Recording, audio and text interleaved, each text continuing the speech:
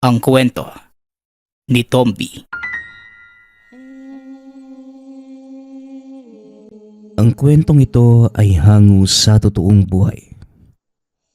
Mula ito sa isa nating tagapakinig. Naitago na lang natin sa pangalang Jano. Taong 1992. Probinsya ng Negros Occidental. Nang mga panahong ito, nakatira sa isang baryong nasa dalampasigan itong si Jano. Ang pangunahing kinabubuhay ay pangingisda at panghuhuli ng anumang lamang dagat na maaaring ibenta at ipang-ulam.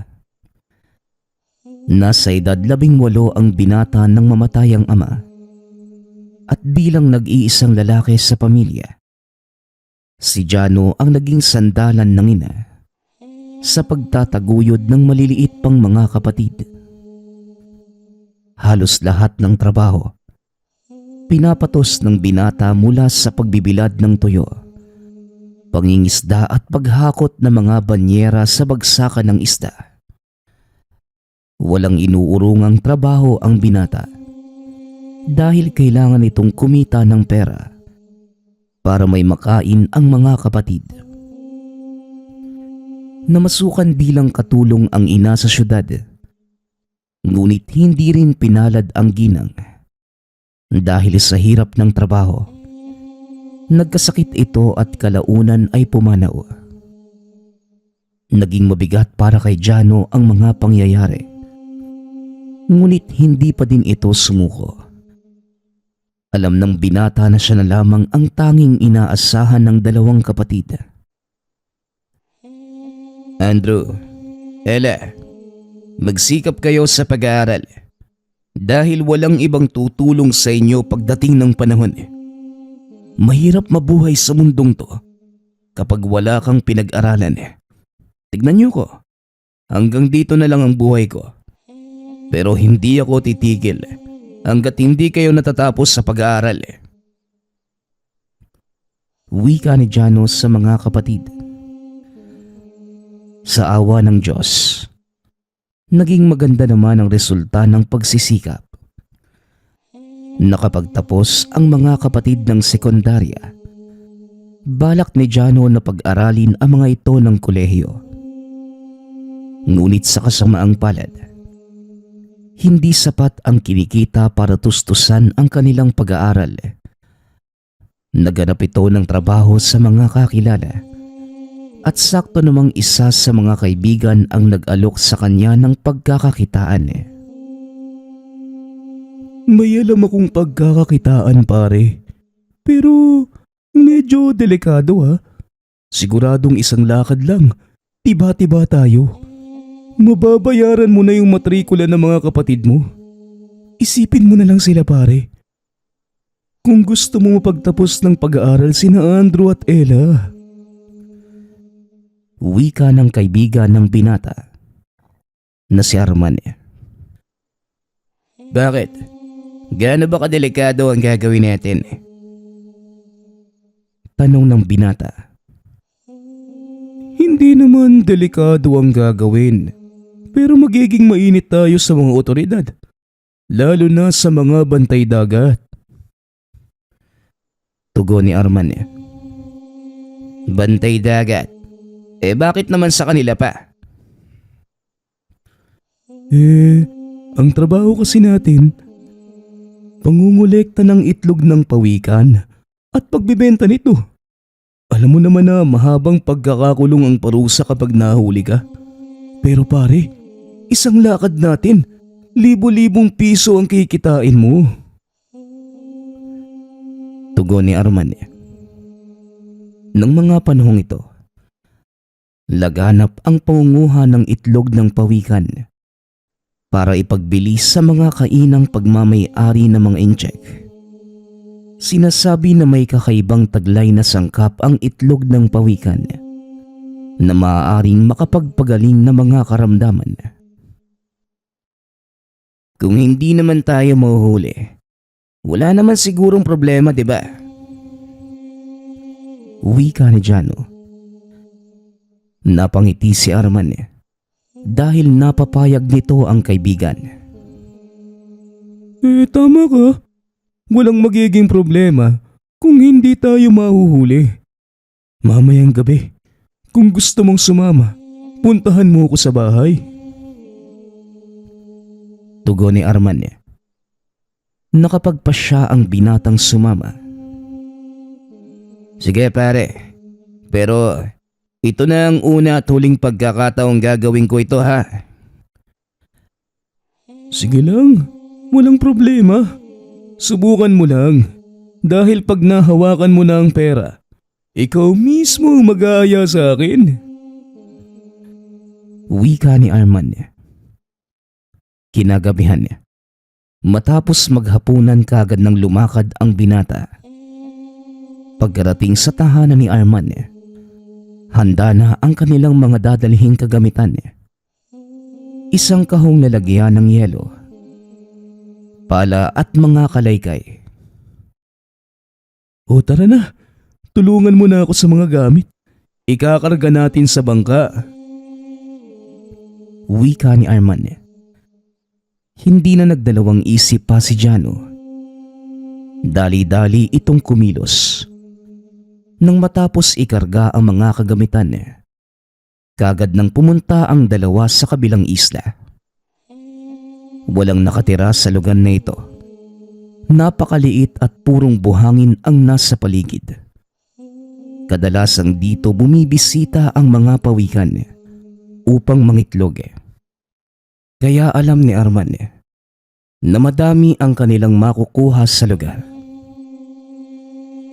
Paano bang malalaman ang pugad ng mga pawikan pare?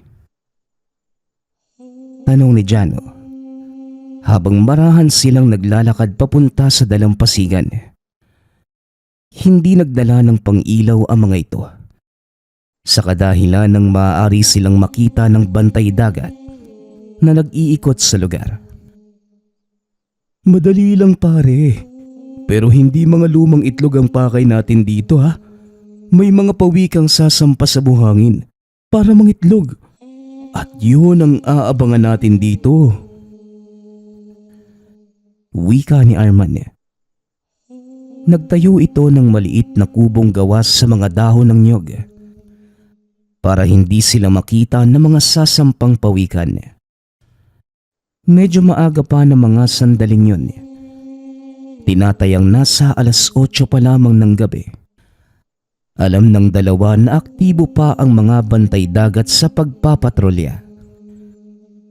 Nag-antay pa ang mga ito ng 4 na oras. Hanggang sa sumapit ang 12:00 ng hating gabi.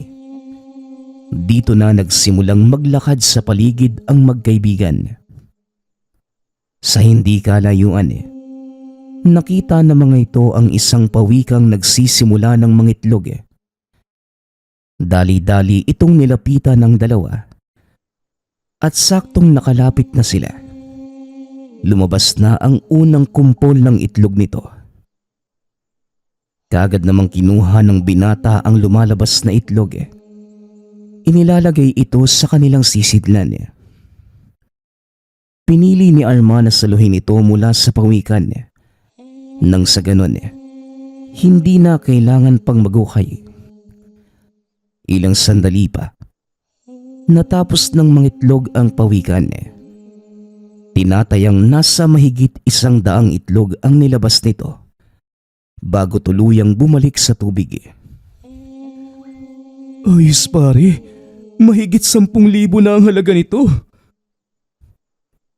Wika ni Arman. Malaking pera na din pala eh. E di, umuwi na tayo pare. Tugon ni Jano. Hindi pa ito sapat pare. Kasi ang order sa akin ng kakilala ko sa bayan, 500 piraso. Wika ni Arman. Muli pang naghanap ang dalawa.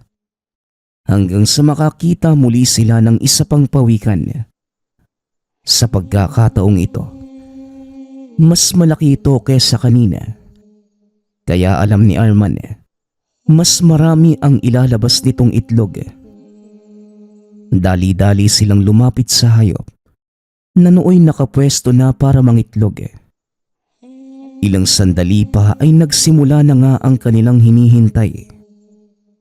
Ngunit laking pagtataka ng binata dahil iisang itlog lamang ang inilabas nito at hindi kagaya ng mga naunang nahawakan. Matigas ito na parang bato.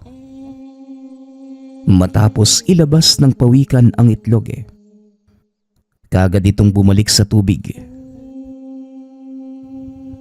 Bakit? Iisa lang to pare. Akala ko ba mas malaking pawikan? Mas maraming itlog?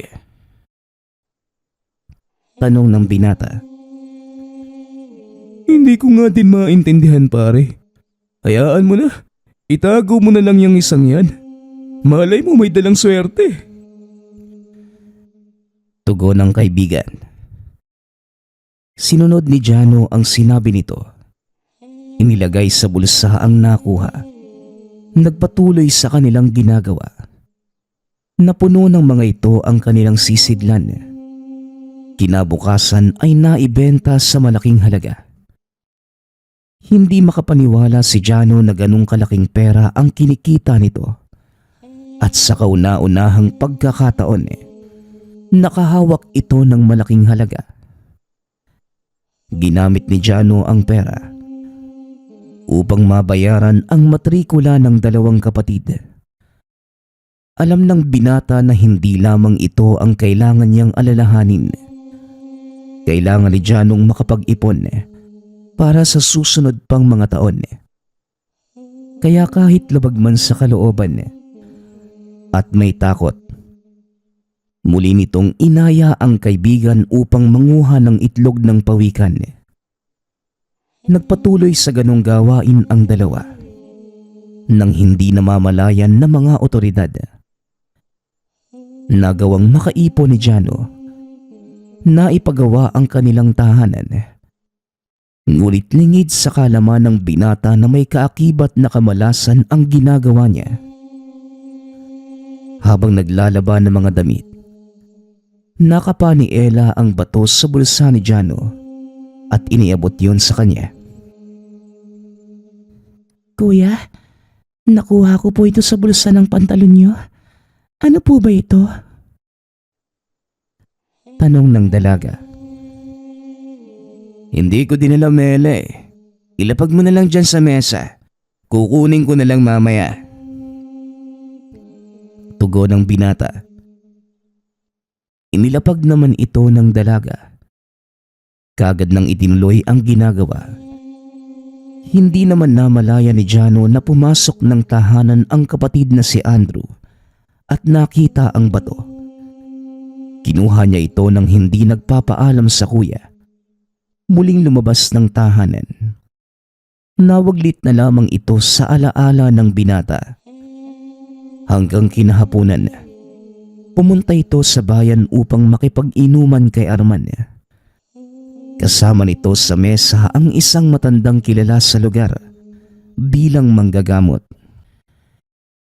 Ipinakilala naman ni Arman si Jano sa matanda. Sinabing ito ang kasakasama sa pangunguha ng itlog. Nako Arman, hindi mo pa din ba tinitigil ang gawain mo? Sinasabi ko sa'yo, palagi kong ipapaalala. Mabigat ang gante ng kalikasan at siguradong hindi mo yon magugustuhan. Wika ng matanda. Alam ko naman po yun, tatang. Sa wala akong mahanap na ibang trabaho eh. Isa pa, mabilis ang pera dito. Siya nga pala, nasa na yung batong itlog ng pawikan pare? Gusto ko sanang itanong kay tatang Polang yung tungkol doon eh. Tugon ni Arman. Biglang ibinaba ng matanda ang iniinom nang marinig ang sinabi ng binata. Ano ka mo?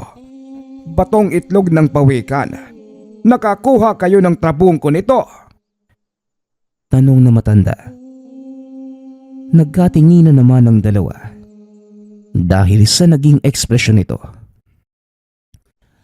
Siguro nga po. Yun yung nakuha namin. Kaso wala dito eh.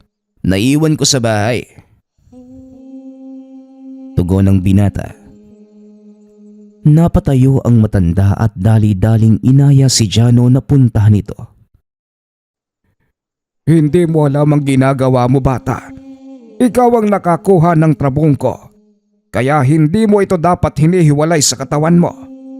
Dahil sa oras na mahawakan ito ng iba, nang walang basbas mula sa may-ari, pwede itong magdulot ng kamalasan sa kanila. Pagmamadaling wika ng matanda. Dali-dali na itong naglakad. Pagkarating sa tahanan nila Jano, kagad namang hinanap ng binata ang dalawang kapatid. Nakita nito si Ella na nag-aaral sa lamesa. Samantalang si Andrew naman nakaupo sa sulok habang nakatitig sa malayo. Ella, nasa na yung batong nakita mo sa bulsa ko? Tanong ni Jano sa kapatid. Hindi ko po alam, kuya. Akala ko nga po kinuha ninyo eh. Tugon ng dalaga. Wala akong kinukuha eh. Nabaglit nga lang sa isipan ko eh. Saka ano bang nangyari dito kay Andrew? Bakit tulala ito? Tanong ng binata. Kagad namang nilapitan ng matanda si Andrew. Napansing malalim ang mga mata nito. May kung ano ding binubulong si Andrew. Sinasabi ko na nga ba, nasa kanya ang trabong ko ng pawikan, Jano. Tignan mo ang nangyari sa kapatid mo. Kung hindi ako nagpunta, malamang nawala na ito sa katinoan. Wika ng matanda. Po, bakit naman po tatang? Muling tanong ng binata. Hindi niya pagmamay-ari ang trabong ko, kaya unti-unti siya nitong kakainin. Maniwala ka't sa hindi, hindi na magtatagal pa ang buhay niya. Tugon ng matanda. Bakit manong? Ano po bang meron sa trabong ko na yon? Tanong ni Jano. Habang ginagamot si Andrew, ipinapaliwanag na matanda ang tungkol sa kakayanan ng trabungko ng pawikan. Ayon kay Mang Poleng, ang trabungko ay nagbibigay ng swerte sa sino mang makakuha nito. Ngunit sa oras na mapasa kamay ng ibang tao, maaari itong magdulot ng kapahamakan na kung minsan ay nauuwi pa sa kamatayan. Ang nangyari sa kapatid mo, isang uri ng sumpa. Dahil kinuha niya ang trabong ko nang hindi nagpapaalam sa totoong nakakuha nito. Maayos na ang kalagayan ng kapatid mo. Wala na ang sumpa. Hayaan niyo na muna siyang makapagpahinga. Wika ni Mang Jano. Laking pasasalamat ng binata sa matanda dahil naagapan nito ang kapatid. Manong, marami pong salamat sa tulong niyo. Hindi ko po alam ang gagawin ko kung hindi kayo dumating eh. Wika ni Jano. Walang anuman, Jano. Nasaan ang trabong ko? Kailangan ingatan mo ito at huwag mong hahayaang mapunta sa kamay ng ibang tao kung ayaw mong maulit ang pangyayaring ito. Tugon ni Mang Poleng. Kagad na itong nagpaalam. Ang swerte mo naman pare. Ikaw pa talaga ang nakakuha ng trabong ko. Kung alam ko lang ako na sana'y nagtabi niyan. Pero ang sabi pala ni Tatay Poleng, may taglay na swerte ang trabong kong yan. At hindi lang yun, puprotektahan ka din ito laban sa masasamang elemento. Kaso lang, delikado din kung gagamitin mo ito sa pansariling kapakanan. Wika ni Arman. Kaya nga pare, ang totoo, natatakot din akong gamitin ito. Kasi baka hindi ko alam na mali na pala yung ginagawa ko eh. Mapapahamak pa ang lahat ng mga tao sa paligid mo. Tugon ni Jano. Huwag kang mag-alala pare. Kilala kita eh. Mabait ka naman. Kaso nga lang minsan, may pagkaburara sa gamit. Itago mo mabuti yan ha, para wala tayong problema. Di ba? Yun lang naman ang sabi ni Tatang. Wika ni Arman. Naging maayos naman ang sumunod na mga araw. Tumigil muna ang dalawa sa paghukay ng itlog ng pawikan. Napansin ni Jano na tila unti-unting gumagaan ang pamumuhay. Nagagawa nilang mabili lahat ng pangangailangan. Naipapasyal na din ng binata ang mga kapatid na nooy pangarap lamang ng mga ito. Nawala sa isipan ni Jano ang tungkol sa trabungko. Ang tanging alam nito, may naitatabi siyang pera na siyang pinagmamayabang niya sa mga kakilala. Habang tumatagal, tila nag-iiba din ang ugali ng binata. Naging mapangmata ito at mapagmataas. Halos hindi na din namamansin sa tuming dadaan sa bahay ng mga dating kakilala. Hanggang sa isang araw, inaya ito ni Arman na manguha ng itlog ng pawikan. O ano pare? Bilakad tayo mamaya ha? Sasama ka ba? Tanong ni Arman. Siyempre naman pare, kailangan natin ng pera eh. Tugon ni Jano. Kinagabihan, lumakad ang dalawa ngunit lingid sa kalaman ng binata. Ito na pala ang simula ng unti-unti niyang pagbagsak. Matyagang nag-antay ng papaahong pawikan ang dalawa.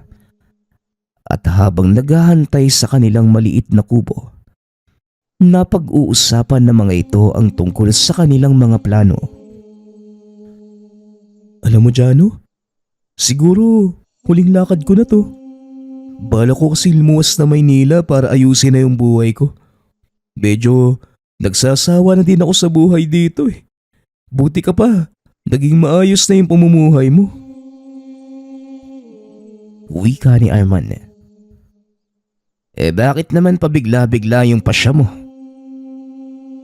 Tanong ni Jano. Napagtanto ko lang na mali talaga yung ginagawa natin. Tignan mo, hindi mo ba napapansin? Papakaunti na ng papakaunti yung dumadaong na pawikan dito. Ano naman ngayon pare? Malay mo, sa ibang lugar naman sila nangingitlog eh. Hindi pare, dito sa lugar natin, itong isla lang na kinakalagyan natin ang nagsisilbing paitlugan ng mga pawikan. Wala na silang ibang pupuntahan eh, dahil napuno na ng mga tao mga dalampasigan. Kasalanan pala natin kung bakit sila kumonte. Ganun ba ang gusto mong sabihin sa akin, Arman? Sino bang nagdala sa akin sa ganitong trabaho? Hindi ba ikaw din? Tapos maririnig ko sa iyo yung mga bagay na yan. Tanong ni Jano. Nagdiskusyon ng dalawa hanggang sa nagpasya ang mga itong bumalik sa kabisera. Pagkarating doon, sinalubong sila ng kapulisan. Lingid sa kalaman itong may nakapagsumbong ng kanilang gawain. Nakulong ang magkaibigan. Lahat ng mga ari-arian ni Jano ay nawala. Nalaman ng mga otoridad na ang lahat ng yun nanggaling sa perang pinagbentahan nila ng itlog ng pawikan. 1 taon at kalahati ang naging sistensya ng dalawa. Nang makalaya ang mga ito, halos pagsakluba ng langit at lupa ang binata. Nang malamang wala na sa tahanan ang mga kapatid, nag-asawa ng maaga si Ella. Samantalang si Andrew naman sumama sa mga barkada at napariwara na ng tuluyan ang buhay. Hindi lang ito ang kamalasang nangyari sa kanya.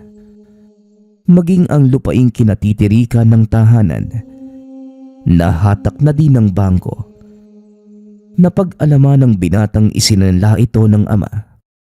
para ipangtustos sa panggagamot. Hindi ito nabayaran sa loob ng maraming taon. Nakiusap si Jano sa ilang kakilala para doon makitira. Ngunit wala ni isa sa kanila ang tumanggap sa binata. Kahit pa ang malalapit nitong mga kamag-anak, pinagtabuyan siya dahil sa mga ginawa. Nalaman ng mga ito ang dahilan ng pagkakakulong ng binata. Nagpagala-gala sa lansangan si Jano. Wala ni isa sa mga dating kakilala ang tumanggap sa kanya. At ang mas masakit, ang mga taong nilaanan niya ng panahon, oras at pera, pinagtatawanan na lamang siya ng mga sandaling yun. Halos mabaliw si Jano. Ultimo pagkain ay hindi nito magawang makabili. At ang mas malala pa sa lahat, maging ang karagatan, pinagtampuhan na din ng binata. Madaling araw ng mga sandaling yun, sinubukan ni Jano na mangilaw ng lamang dagat sa dalampasigan para kahit papano malamanan ang tiyan. Ngunit ni isang maliit na hipon, wala itong mahuli na siyang nakakapagtaka para sa kanya. Dahil ang mga kasama niyang nangiilaw, halos mapuno na ang mga sisidlan. Nakiusap din ang binata sa kaibigan ng ama na sumama sa pangingisda para kahit papano ay kumita. Tamang-tama ang dating mo. Wala akong katawa ngayong araw. Maganda ang panahon, kaya siguradong marami din tayong mahuhuli. Wika ni Mang Lapid. Oo nga po, Manong. Sana nga makarami tayo Tugon ni Jano. Pagdilim ay kagad lumakad ang mga ito. Ngunit hindi pa man sila nakakalayo. Biglang nagparamdam ang malakas na alon. Dahan-dahan ding lumakas ang hangin. Hanggang sa tuluyan ng hindi makausad ang bangka. Desagwan lamang ang bangkang yon, kaya hindi sila makakapangisda kung malakas ang hangin. Bakit biglang nagbago ang panahon? Kanina lang napakalinaw ng langit at pantay ang karagatan. Bigla-bigla naman ng paglakas ng hangin. Wala tayong magagawa, Jano. Mukhang hindi tayo makakatuloy sa pagpalaot. Wika ng matanda. Kagad bumalik ang dalawa sa dalampasigan. Sinubukang antayin ang paghupa ng sama ng panahon. Habang nakaupo sa kubo, nakipag-usap si Mang Lapid sa ilang mangingisdang naghahanda sa lugar. Dito napag-alaman ng matanda ang nangyari kay Jano. Napailing na lamang ito. Hindi makapaniwala sa sinapit na kamalasan. Bumalik ito sa kubo at kinausap ang binata. Bakit hindi ka lumapit sa akin kagad, iho? Kaibigan ko ang iyong ama at handa kong tumulong sa inyo sa abot ng aking makakaya. Hindi na sana umabot sa ganito ang lahat kung naagapan natin. Wika ni Mang Lapid. Hindi lang naman to dahil sa pagkakakulong ko, Manong Malakas ang paniniwala ko na may kinalaman ang trabungkong nakuha ko sa mga nangyayari sa akin ngayon. Tugon ng matanda. Trabungko, ano bang sinasabi mo, iho? Tanong ni Mang Lapid. Kagad namang inilabas ng binata ang trabungkong nakabalot sa itim na tela. Nanlaki ang mga mata ni Mang Lapid dahil alam nito na tunay ang trabungkong hawak ng binata at kahit papano may kaalaman din ito. Mahabaging langit. Totoo nga, nakuha mo ba ito sa nabubuhay na pawikan? Tanong na matanda. Opo, Manong. Kinumpirma din ito nung albularyo na si Mang Poleng. Tugon ni Jano. Kung ganon, kailangan natin siyang puntahan para malaman kung ano ang talagang dahilan ng mga nangyayari sa'yo. Muling wika ng matanda. Nang gabing yon, kagad nilang pinuntahan ang tahanan ni Mang Poleng. Saktong kakatapos lamang nito sa panggagamot at nag-aayos ng mga kagamitan. Pumasok si Jano sa tahanan. Kinausap ang matanda ngunit tinalikuran siya nito. Mukhang ayaw akong kausapin ni Mang Poleng, Manong. Wika ni Jano. Bakit naman na? Ano ba ang sinabi mo? Tanong na matanda.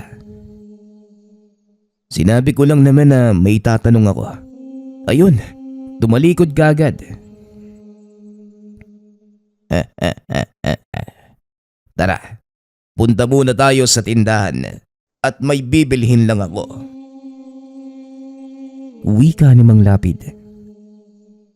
Pagkarating sa tindahan, bumili ng 2 bote ng alak ang matanda.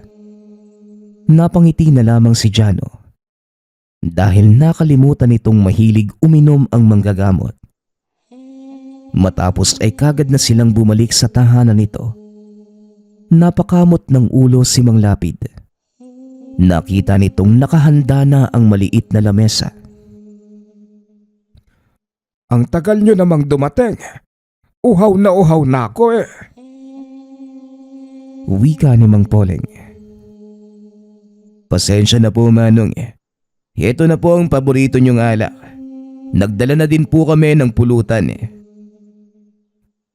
Tugon ni Jano. Magaling. Sige na. Simulan na natin, palalim na din ang gabi. Muling wika ni Mang Poleng. Sabay bukas ng bote. Nakailang ikot na ng baso ngunit hindi pa nagsasalita si Jano tungkol sa pakay nito. Kaya naman si Mang Lapid na ang nag-umpisa. Hindi ba? May itatanong ka, Jano. Kanina pa nag-aantay si Mang Poleng. Wika ng matanda. Opo, Manong. Meron nga po. Tungkol po sa trabong ko at sa mga nangyayari sa buhay ko. Hindi ko po alam kung konektado ba ito o hindi. Tanong ni Jano. Ano ba ang sinabi ko sa iyo noon? Hindi ikaw ang may hawak sa kung anong mangyayari sa buhay mo. Ibinibigay lamang ng trabong ko ang nais mong mangyari. Tugon ng matanda. Pero hindi naman po ganito ang gusto ko mangyari, Manong. Nangyari na lang po lahat nang hindi ko namamalayan. Aaminin ko sa iyo, Jano. May mga narinig akong usap-usapan tungkol sa iyo. At hindi maganda ang mga yon. Nakalimutan mo ng lubusan kung saan ka nanggaling. Hindi mo ba natatandaan ang mga ibiniling ko sa iyo? Pasensya na po, Manong. Lubusan ko pong nakalimutan ang mga bilin niyo. Nang makahawak na ako ng maraming pera, totoo po ang sinasabi niyo. Nawala po ang respeto ko sa lahat. Maging sa mga taong itinuring akong kaibigan. Hanggang sa tuluyan ang nawala ang lahat sa akin nang hindi ko namamalayan. Mabuti naman at alam mo ang pagkukulang mo. Pero hindi na natin maibabalik kung ano man ang nawala. Ang tanging magagawa mo na lamang, harapin ang buhay mo ngayon. Wika ni Mang Poleng. Pero paano ko pong gagawin yun, Manong? Hindi ko nga alam kung saan ako magsisimula. Magsimula ka sa kung anong meron ka ngayon. Amin na yung trabong ko mo at susubukan kong linisin. At sana naman sa pagkakataong ito, hindi na maulit ang lahat ng mga nangyari sa iyo. Opo, Manong. Pinapangako ko. Sa pagkakataong ito babaguhin ko na ang buhay ko. At siguro, sisimulan ko sa paghingi ng tawad sa lahat ng mga taong pinakitaan ko ng hindi magandang ugali. Ikaw ang nakakaalam kung saan ka mag-uumpisa. Nandito ka na at hindi mo na mababago pa ang nakaraan. Kaya wag mo itong panghawakan. Sa halip ay gamitin mo ito bilang inspirasyon sa pag-usad sa buhay mo. Pag-uusap ng dalawa. Matapos ang inuman, inaya ni Mang Lapid si Jano sa kanilang tahanan. Nagalit ang asawa ng matanda dahil isa ito sa mga nanggagalaiti sa binata. Bakit mo pa dinala yung taong yan dito? Hindi ba't nagmamalaki yan noon at halos hindi ka pinapansin? Kahit alam niyang magkaibigan kayo ng tatay niya. Wika ni Aling Delia. Oo, alam ko Delia. Pero tapos na yon. At hindi mo na dapat panghawakan pa ang nakaraan. Tignan mo ang kalagayan niya. Hindi ka ba naaawa? Isipin mo noong buhay pa ang mga magulang niya. Sino ba ang nilalapitan natin? Tanong ni Mang Lapid. Kagad namang umalis si Aling Delia. Bahala ka sa buhay mo. Ikaw naman ang pagtatawanan ng mga tao eh. Wika nito. Papasok na sana sa silid ang matanda. Ngunit kagad itong pinigilan ni Gino. Aling Delia, sandali lang po. Gusto ko sanang humingi ng kapatawaran sa lahat ng nasabi at nagawa ko sa inyo noon. Alam kong huli na pero sana mapatawad niyo pa ako. Wika ng binata. Biglang napahinto si Aling Delia at nilingon si Jano. Hindi na kasi ikaw yung batang Jano na masipag, palangiti at palabate. Simula nang magkapera ka, lahat na lang nagbago sa'yo. Nawala na yung Janong nakilala ko. Kaya hindi mo rin ako masisisi kung sumama ang loob ko sa'yo.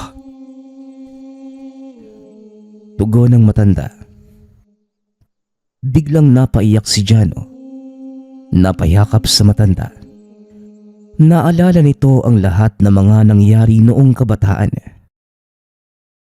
Tinanggap ng dalawang matanda si Jano. Dito nagsimula ang muling pagbabago sa buhay ng binata. Hinanap nito ang mga kapatid upang magkasama-sama. Simula ng araw na yon, unti-unting nagbabalik sa dati ang lahat para sa kanya. Muli itong nakapagtrabaho.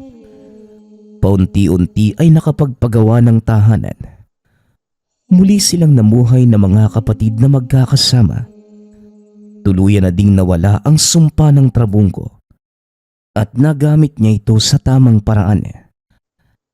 Nagpamalas ito ng mga kakaibang katangian, lalo na pagdating sa pangista. Hindi na bakante ang lambat ni Mang Lapid. Palaging malaki ang bentahan nila ng isda. Sunod-sunod na swerte ang dumating sa mga ito hanggang sa makabili ng sariling bangka si Jano. O Jano, paano ba yan? Di hindi na tayo magiging magkasama sa pangisda niyan. May sarili ka ng bangka eh. Pero masaya ako para sa iyo anak. Sa wakas, nakuha mo na din ang totoong ibig sabihin ng pagpapakumbaba. Wika ni Mang Lapid. Inakala ng binata na hanggang doon na lamang ang kayang ibigay ng trabungko. Ngunit nang minsan itong magawi sa isla kung saan nakuha ang gamit, naisip nitong gumawa ng paraan para pangalagaan ang mga pawikang nangingitlog sa lugar. Matapos mag-arya ng lambat, pinupuntahan ito ang isla. Matyagang nagbabantay at sa tuwing may makikita siyang pawikan, Inaantay niya itong matapos mangitlog. Minamarkahan ng lugar. Nagpatuloy ang ganitong gawain ni Jano at hindi na malayang unti-unti nang dumadami ang mga pawikang nangingitlog doon. At nang minsang nag-aarya ito ng lambat, bigla namang sumama ang panahon.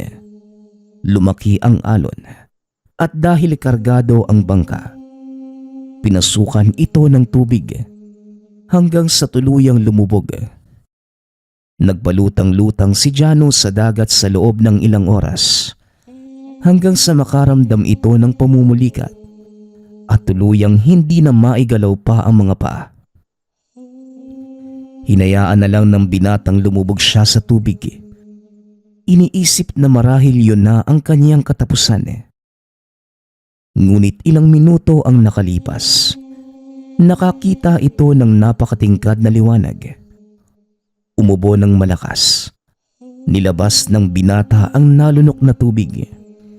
At nang bumangon ito, nasa isla na siya ng mga pawikan.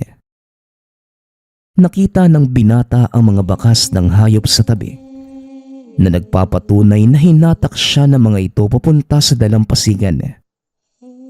Hindi makapaniwala si Jano sa mga nangyari. Ilang minuto pa ay napadaan ang bangka ni Mang Lapid dahil nakita nitong nakalutang ang banderitas na ginagamit ni Jano bilang tanda. Sinasabi ko na nga ba, nandito ka lang. Ano bang nangyari sa'yo? Teka, at nasaan ang bangka mo? Tanong na matanda. Yun nga po ang problema, Manong. Pinasok po ng tubig yung bangka ko at lumubog. Akala ko nga mamamatay na ako. Pero nagising na lang ako dito sa dalampasigan. Hindi ako sigurado pero sa tingin ko mga pawikan ang nagligtas sa akin, Manong. Tugon ni Jano. Nakita ng matanda ang mga bakas. Naniniwala ito sa sinasabi ng binata. Naniniwala ko sa sinasabi mo, Jano. Alam mo bang may alamat na kumakalat sa baryo natin tungkol sa islang ito? Wika ng matanda. Alamat, Manong? Ano naman po yun? Tanong ng binata. Ang islang ito ay pinamumugaran ng isang napakalaking pawikan. Sinasabi nilang alaga ito ng mga engkantong dagat na siyang tagaprotekta ng karagatan sa paligid ng ating baryo.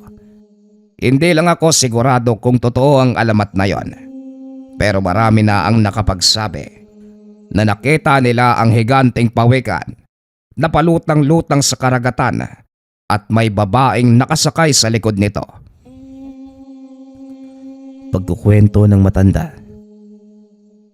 Bigla namang naalala ni Jano ang pinanggalingan ng hawak na trabungko. Naalala ko po, Manong. Sa isang malaking pawikan ko nakuha yung trabungko ko.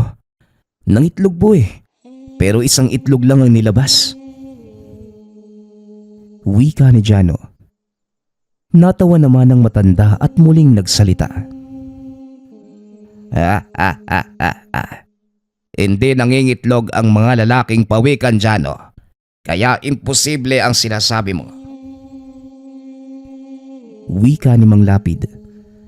Biglang natigilan ang matanda dahil hindi sinasadyang nadulas ang dila nito. Paano niyong nalaman na lalaki ang pawikan niyong, Manong? Tanong ng binata. Wala nang nagawa ang matanda kundi ang umamin. Bakit ba kasi napakatabil ng dila mong matanda ka? Ay nako, sige na nga, aaminin ko na. Minsan ko na ding nakita ang malaking pawikan. At hindi lang basta nakita. Ako ang nagligtas nito mula sa sarili kong lambat. Pagsasalaysay na matanda. Dagdag pa nito. Habang nagpapaikot-ikot ang pawikan sa lambat, unti-unting lumalaki ang alon. Huminto lang ang daluyong nang maputol na ni Mang Lapid ang lambat na nakapulupot dito. Maaari po ba ninyong ilarawan ng pawikan na nakita nyo, Manong? May kulay puti itong tuldok sa ulo. May malaking tipak sa gawing likod ng bao. At putol ang dulo ng kanang palikpik sa likod. Paglalarawan ni Mang Lapid, nanlaki ang mga mata ni Jano. Dahil yun mismo ang pawikang nakita nito sa dalampasigan. Laking tuwa naman ng binata. Kagad namang umuwi ang dalawa. Pagkarating sa dalampasigan, nakita ng binata ang kaibigang si Arman. Nakasuot na ito na magharang kasuotan. Mukhang umasenso na sa buhay. Magandang tanghali sa'yo, Jano. Kamusta ka na? May nakapagsabi sa akin na dito daw kita makikita. Wika ni Arman. Eto. Kakalubog lang ng bangka kagabi. Pero mabuti na lang at sa mababaw na bahagi ng dagat. Mamaya susubukan naming hatakin. Tara sa bahay. Nang makakain ka ng tanghalian. Tugon ni Jano. Napansin naman ng kaibigan na tila nag-iba ang pag-uugali ng binata. Teka pare, parang nag-iba yata ang ugali mo. Anong nangyari? Ha? Anong sinasabi mo? Ako pa din naman to. Siguro, namulat lang ako sa mga pagkakamali ko. Ikaw nga tong ang laki ng pinagbago eh. Tignan mo naman yung suot mo. Hindi. Siniswerte lang sa buhay pare. Nakahanap na magandang trabaho sa syudad. Kaya heto, kahit papano, nakaangat-angat na din sa buhay. Ano bang klaseng trabaho yan? Baka mamaya, nagbebenta ka na ng lamang loob ng tao ha? Hindi naman pare. Iwas na ako sa mga illegal na gawain eh. Di ba nga ang sabi ko, mabubuhay na ako ng maayos. Sa bagay, tara na nga. Nag-aantay si Mang Lapid. Pag-uusap ng dalawa. Nagkwentuhan ng mga ito sa mga pangyayari nung magkahiwalay sila. Halos hindi makapaniwala si Arman na magagawang bumangon ng binata mula sa pagkakalugmok. Akalain mo nga naman no, sa kabila ng mga pinagdaanan mo, nandito ka pa din at lumalaban. Hanga din talaga ako sa'yo pare. Wika ni Arman. Kailangan pare. Dahil wala naman akong ibang aasahan kundi ang sarili ko. Muling nagkasundo ang dalawa. Kapwa namuhay ng maayos. Namuhunan si Arman sa pangisdaan at si Jano ang ginawa niyang tagapamalakad nito. Hindi namamalayan ng dalawa na unti-unti nang lumalago ang kanilang negosyo. Lalo pa nang magpasya silang pangalagaan ang isla ng mga pawikan. Sinabi ni Jano ang ginawa sa isla at kung ano ang mga natuklasan. Sige pare, magdadala tayo ng mga puno ng nyug sa lugar. Para kung sakaling tumaas ang tubig, hindi madaling maanod ang buhangin. Wika ni Arman.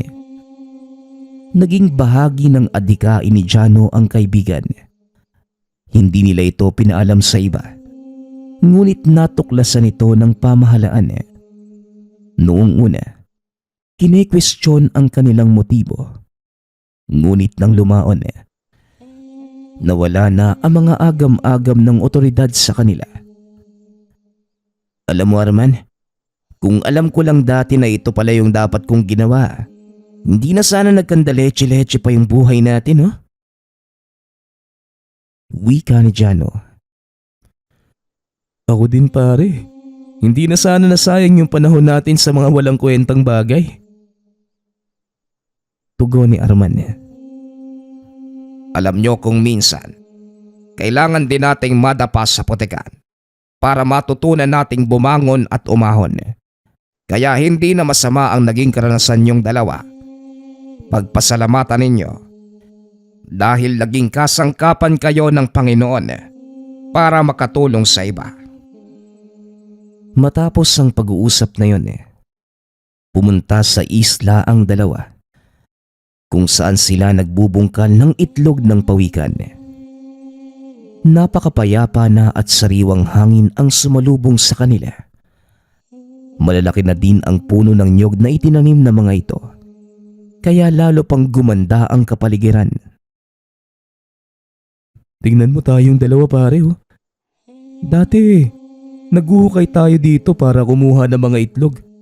Ngayon naman, naghuhukay tayo para magpakawala ng mga bagong pisang pawikan sa dagat.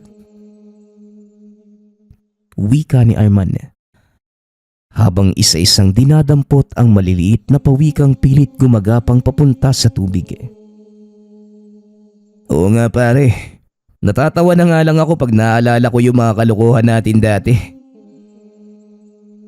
Tugon ng binata. Ilang buwan pa ang nakalipas. Lalong lumaki ang adikain ng magkaibigan. Maraming kabataan ang nahikayat na mga itong pangalagaan. Hindi lamang ang mga pawikan, kundi lahat ng mga nilalang na nabubuhay sa dagat. Para kay Jano, sadyang wala ngang makapagsasabi ng kapalaran ng isang tao. Hindi natin akalaing lahat ng mga kamalasan sa buhay may matinding leksyon na dapat nating pagdaanan para matuto at maging mas matatag sa darating na hinaharap. Maging si Jano ay hindi lubusang makapaniwalang mararating niya ang ganitong antas. Masaya ito dahil sa wakas nagagawa niyang gamitin sa tama ang tangang trabungko. Samantalang si Arma naman, nagpaiwan sa bayan, nagsilbi bilang alkalde. Una sa naging proyekto nito, pagbabawal na mga ilegal na pangisdaan, lalo na ang maliliit na lambat na nagiging sanhi ng pagkahuli ng mga pawikan. Sa termino ni Arman, napalitan ang opisyal na selyo ng bayan. Sa kasalukuyan, lalo pang pinag-igting ng pamahalaan ng pangangalaga sa likas nating kayamanan, partikular sa karagatan, dahil wala nang ibang makakapagsalba sa bansa, kundi ang kayamanang taglay ng katubigang nakapalibot sa atin. Nagsilbing ehemplo ang kwento ni Jano at Arman sa mga kabataan sa baryo na tuwing gugunitain ng mga ito ang nangyari. Nanunumbalik sa alaala kung paanong ibinangon ng binata ang sarili sa pagkakalugmok at kung paano nitong nakuha ang respeto ng karamihan. Si Jano ay ilan lamang sa naging bayani ng karagatan na noon ay pumapatay sa mga pawikan, ngunit kalaunan ay naging tagapangalaga ng mga ito. Naway nakapulutan niyo ng aral ang ating kwento at nagsilbing inspirasyon sa lahat. Ang talambuhay ni Jano, lahat ng ito ay dahil sa trabungko ng pawikan. Nagpapasalamat nga pala ako sa lahat ng sumusuporta sa ating channel. Nawa ay patuloy niyong suportahan at pakinggan ang ating mga kwento. Hanggang sa muling pakikinig. Paalam.